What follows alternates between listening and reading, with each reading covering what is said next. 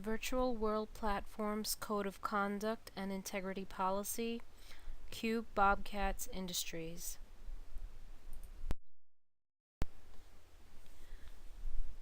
Our virtual code of conduct applies to the employees of Q Bobcats Industries and work in conjunction with the code of conduct for the Second Life virtual environment.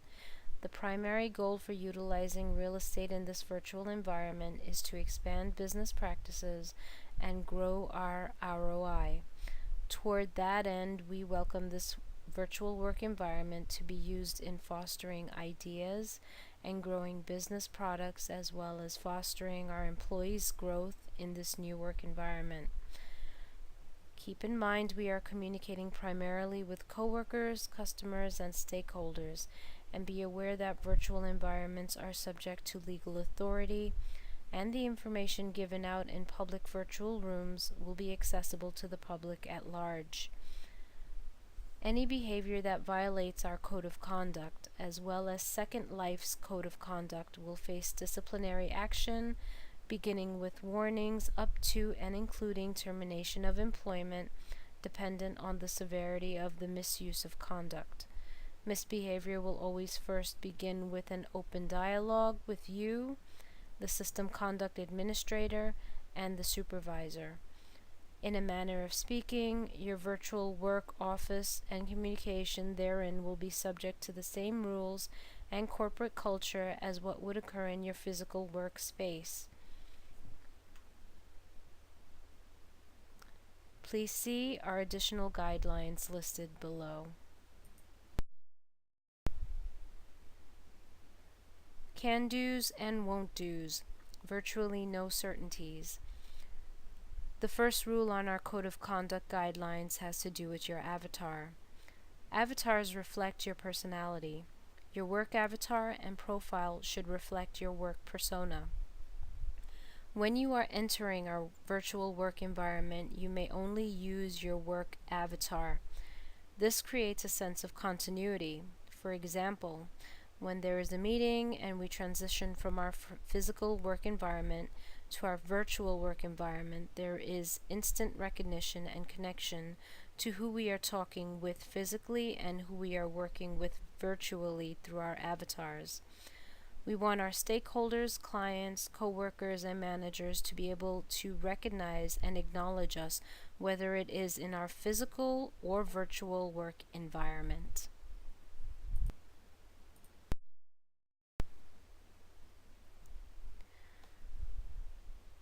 Number 2, virtual meetings. Virtual meetings should be attended to as one would attend a physical meeting at work. Dress appropriately and conduct yourself as you would in a physical environment. How you present yourself online will continually add to your work persona that is presented both offline and online. Virtual meetings now allow employees to connect with people all over the world. Be cognizant of time and cultural differences when meeting with clients in different countries. Virtual meetings can help employees connect and in so doing help grow the company as we continually add to our value.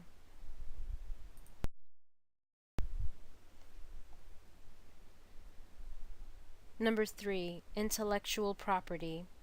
We want to make sure every employee knows their rights when it comes to intellectual property.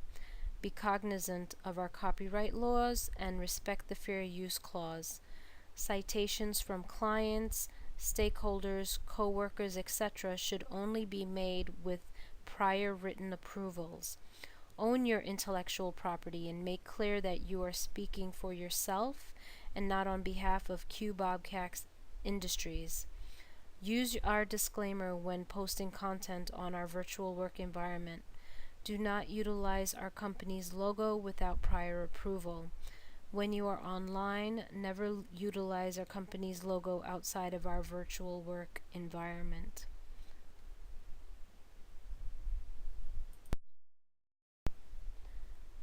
Number 4, confidential information. Sensitive information should never be discussed without approval in our virtual work environments.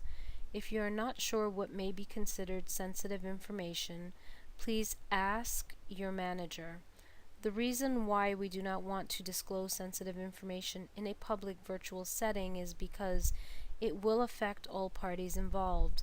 Releasing sensitive information can hinder our company's growth if, for example, information about our new model is leaked and given to our competitors before our product is released.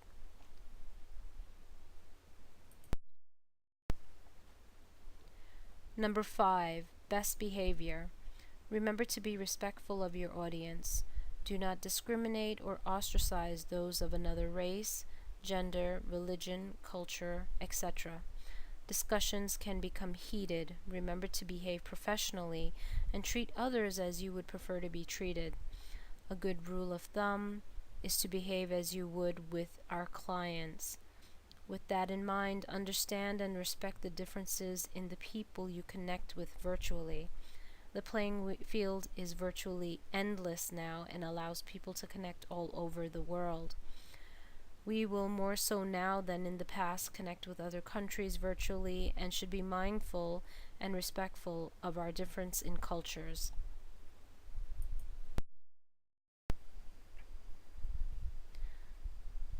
Now there are some other questions that I'd like to address. And the first is, are there ethical considerations to being anonymous on the internet? The internet and virtual environment can be, and has oftentimes been, identical to being anonymous on the internet. The great thing about the internet is our anonymity, isn't it? There we are allowed to enact any of our personas without fear of backlash. I'm not only the CEO, but also the chef at home, and online I can choose my chef's profile when I'm on the Food Network's social media site. However, within the Q for Bobcats virtual work environment, and as a distinguished employee, we want you to showcase your work persona. We want you to use your work emails and create profiles and avatars that are synonymous with your work personality when you're entering into and communicating on our company's virtual work environment.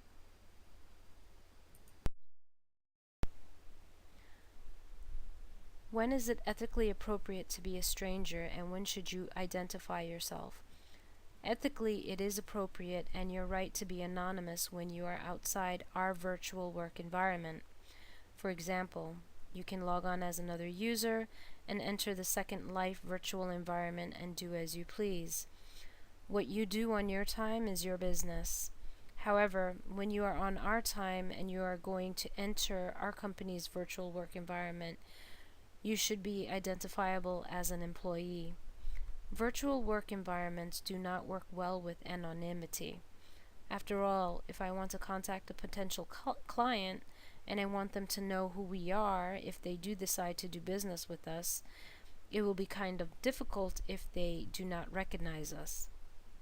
Recognition here plus work from clients is just going to equal continued returns on investments. Physical work environments and virtual work environments will have more in common with regards to practices and procedures, more so than virtual work environments and virtual environments.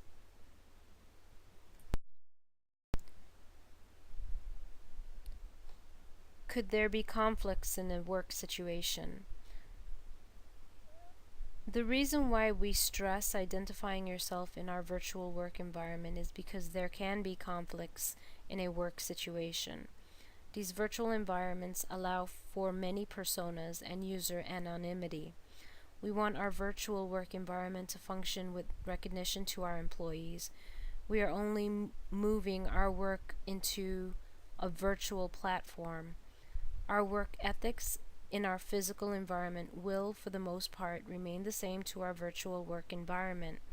If we did allow for anonymity in our virtual work environment, our coworkers, stakeholders, and clients would find it difficult in recognizing right away who they are dealing with online. We want our clients to be able to contact us and recognize us online easily.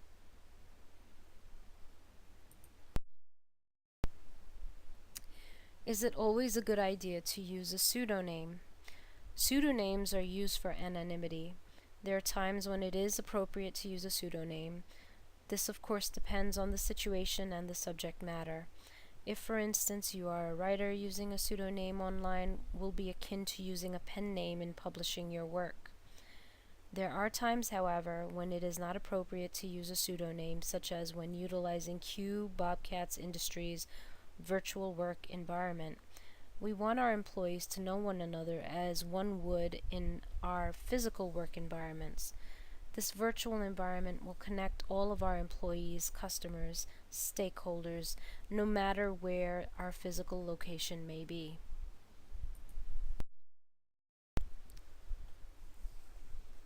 My final thoughts. Virtual environments is a new way to do business, but the how of it remains the same.